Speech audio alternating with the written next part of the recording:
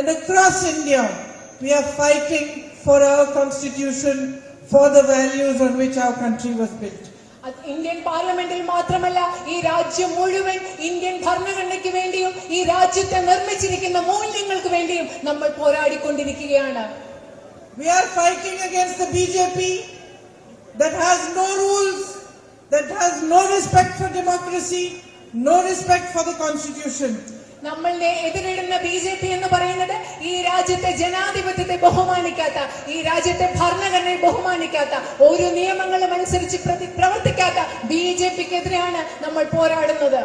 You can see yourselves, we have been asking them to discuss with us in Parliament, to have a discussion on some issues, and for fear of that discussion, Parliament has not functioned for the last 1 week because they are afraid to even discuss certain issues.